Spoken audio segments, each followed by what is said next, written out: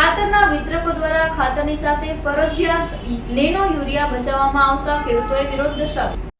અમરેલી જિલ્લામાં ચાલુ વર્ષ સારા વરસાદ બાદ ખેડૂતોને મગફળી, કપાસ, તુવેર, ડુંગળી સહિત પાકનું વાવેતર કર્યું હતું। બાદ વરસાદ રહી જતા અને વરાપ નીકળતા ખેડૂતોએ યુરિયા ખાતરની જરૂર હોય ત્યારે સાવરકુંડલા, ખાંભા, રાજુલા સહિત જિલ્લાઓમાં યુરિયા ખાતરની અછત સર્જાઈ છે અને ખેડૂતોને ખાતર મળે તો ખાતરના વિતરકો દ્વારા યુરિયા ખાતરની સાથે ફરજિયાત નેનો યુરિયા આપવામાં આવતા ખેડૂતોએ વિરોધ દર્શાવ્યો છે। ગુજરાત રાજ્યના કૃષિ મંત્રી દ્વારા જાહેરાત કરવામાં આવી હતી। जो नेनो यूरिया से ये अपने भारत सरकार सहकारी साहस से खेडूतोनी बनेली कंपनी इफ्को द्वारा उत्पादन करेलू अने एनुं संशोधन करायेलुं छे। खेडूतोने जे पण खातर जोईए ए ज आपवानुं छे अने साथे कोई फरजियात आपवानुं नथी। नेनो टेक्नोलॉजी छे ए खेडूतोने समजाववाना छे अने तेम छतांय जो कोई खेडूतो छे एने न ज लेवुं होय तो एने फरजियात आपवानुं नथी। आ बाबतनो परिपत्र पण आपणे दरेक विक्रेताने करेलो छे अने तेम छतांय जो कोई पण विक्रेता छे ए कोईपण खातर साथे फरजियात नेनो अथवा बीजा कोईपण खातरो जो फरजियात आपता हशे एवुं मालूम पड़शे तो एनी सामे सख्तमां सख्त छे कायदाकीय कार्यवाही करवामां आवशे। सर, अगाऊ आपना विभाग द्वारा ज्यारे आवी कोई घटना बनी हती त्यारे लाइसेंस पण केन्सल करवामां आव्या हता। ताजेतरमां ज एक सावरकुंडला सहकारी खरीद वेचाण संघ द्वारा छे ए युरिया साथे माइक्रोराइजानुं टेगिंग थतुं हतुं अने एनुं आपणे छे 15 दिवस माटे छे लाइसेंस सस्पेन्ड करेલું છે। सर, आपનું नाम અને હોદ્દો જણાવજો। ભાવેશ પીપલિયા, નાયબ ખેતી નિયામક વિસ્તરણ, અમરેલી।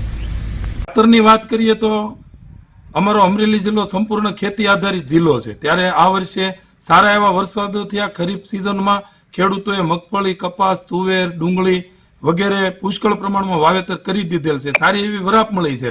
અત્યારે ખેડૂતો એક યુરિયા ખાતરની થેલી માટે ભટકી રહ્યા છે કે ખાતર મળી નથી અને મળે છે તો મીંદડા સાથે બસોળીઓ આપવામાં આવે છે। આ કેટલા અંશે વ્યાજબી? એટલે કે યુરિયાની થેલી લેવા જાવ સાથે નેનો યુરિયા આપે અથવા ડીએપી સાથે નેનો ડીએપી અથવા માઇકો રાજા કાંઈકનું કાંઈક। એટલે આ સદંતર ગાઈડલાઇનની વિરુદ્ધ છે। આપણે કૃષિ મંત્રીએ પણ સ્પષ્ટ કીધેલું છે કે યુરિયા સાથે કોઈ અન્ય વસ્તુ આપવામાં આવે તો અમને જાણ કરજો। અને ખાસ બીજી વાત એ છે કે મોટા લીલિયા ખાતે રેક પોઈન્ટ હતો, પહેલાં ખાતર ઉતારવા માટે પૂરતી વ્યવસ્થા હતી, કંપનીઓ ત્યાં ઉતારતી, પરંતુ હવે રેક પોઈન્ટ અપૂરતી વ્યવસ્થાને કારણે બંધ કરી દીધેલ છે। ત્યારે અમરેલી જિલ્લાને સંપૂર્ણ જૂનાગઢ અને ભાવનગર જિલ્લા ઉપર ખાતર માટે આધારિત રહેવું પડે છે। તો અમારી માંગણી છે કે મોટા લીલિયા રેક પોઈન્ટ શરૂ કરવામાં આવે। ખેતીથી જ અમે બધું ઉત્પાદન અમે લઈએ છીએ અને ખેતી આધારિત બધું ચાલે છે। ખેતીમાં અમે ખેતી કરીએ છીએ, અમારા ખેત મજૂરો આવે છે, મજૂરોની રોજગારી મળે છે અને અમરેલી જિલ્લો ખેતી પ્રધાન દેશ છે અમારો। અને આ વર્ષ સારા વરસાદ ટાઈમેસર વરસાદ થઈ ગયો છે, મોલાદ પાણી પણ સારા છે। હાલ અત્યારે અમારે માનો કે ખાતરની જરૂરિયાત પડી છે, યુરિયા ખાતર, તો અમે જ્યારે દુકાને યુરિયા ખાતર ખરીદવા જઈએ છીએ ત્યારે અમને નેનો યુરિયાની બોટલ અમને આપે છે ફરજિયાત, અને તે 200 કે 270-80 આસપાસ બોટલ અમને આપે છે। એ બોટલની અમારે જરૂરિયાત નથી છતાં અમારે ખરીદવી પડે છે અને એ લોકો અમે એમ કહીએ છીએ કે અમારે આ બોટલ નથી જોતી તો એ કહે છે કે અમને કંપનીવાળા ફરજિયાત આપે છે તો તમારે ખરીદવી જ પડે છે। તો અમે એ બોટલ ખરીદવા માંગતા જ નથી। તો અમે એમ કહીએ છીએ કે કોઈ બી બોટલ એને જો વેપારી આ લોકો આપતા હોય ફરજિયાત તો એને બોનસ પણ આપે છે, તો કેમ અમને બોનસ નથી આપતા કે ભાઈ તમે અમારી પાસેથી ખાતર લ્યો છો તો અમે આ બોનસ આપીએ, તમને આપીએ છીએ, એવું તો નથી। છતાં અમે બિયારણ ખરીદવા ગયા હતા સાવરકુંડલા, અમરેલી, જ્યારે અમે બિયારણ ખરીદી છીએ 20 કિલોની બોરી આવે છે, 40 કિલોની બોરી આવે છે, તે બોરીમાં પણ અમને કોથળાનો વજન 1 કિલોનો અમને સાથે વજન સાથે જ આપે છે, બરોબર। તો આવા અમને કિલોના માર બિયારણમાં પડે છે અને ખાતર લેવા જઈએ છીએ ત્યારે પણ આવા માર પડે છે। તો અમારું એમ કહેવાનું છે સરકારશ્રીને કે આવા અમારા ખેડૂતોને માર પડે છે તો એના વાહે કોઈ કડક પગલાં સરકાર લે અને અમને આમાંથી ભોળા ખેડૂતને જે છેતરવા અમને માંગે છે તે છેતરવાનું બંધ કરે, આ અમારું કહેવાનું છે।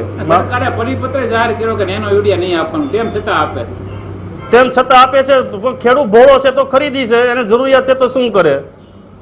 આર્થિક રીતે ખેડૂતોને બધા છેતરે જ છે અને ખેડૂત છેતરાય પણ છે, કારણ કે જરૂરિયાત વસ્તુ છે તો એ શું કરવાનો છે? લેવાનો જ છે। બિયારણની જરૂરિયાત હોય, જ્યારે બિયારણ લેવા જાય છે ત્યારે વેપારી પણ એમ કહે છે કે કોથળાનું વજન તો તમારે સાથે જ આવશે। હવે અમારે 2600 રૂપિયાનું બિયારણ અમે ખરીદીએ છીએ 20 કિલો, તો એમાં અમારે 1 કિલો તો અમારે વજન કોથળાનું જ લોકો અમને હારવાર આપે છે। જ્યારે અમારી પાસે સિંગ ખરીદવા આવે છે ત્યારે કોથળાનું વજન પણ એ લોકો બાદ કરે છે અને ઇનકેસ અમારી પાસેથી 50-100 ગ્રામ સિંગ પણ અમારી પાસેથી લે છે વધારે।